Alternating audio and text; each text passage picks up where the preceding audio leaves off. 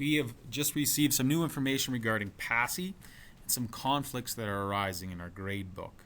This is nothing that you have done. This is a Pasi Alberta government issue. However, we need to make sure we have our manual overrides, if you've manual overridden, consistent. And I'll explain that by showing you first of all.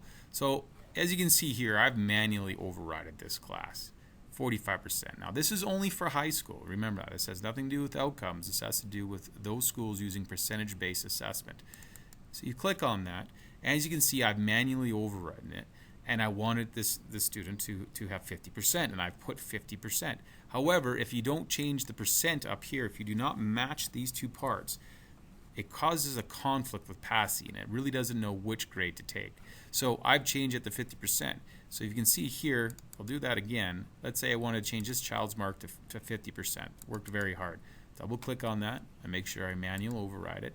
And as usual, I want his grade on the report card because this is where the report card pulls. I want to make that to be a 50. There it is. Most people make them both the same, but if you've forgotten to make them both the same, just double check. What's going to happen is your admin assistant is going to probably come to you and ask you to make some changes on some students because our Pasi report will identify some students that have done that, or some teachers that have not made those two numbers the same. And again, these numbers have to be the same. And you just have to go in and do that and then save it, and it's good to go.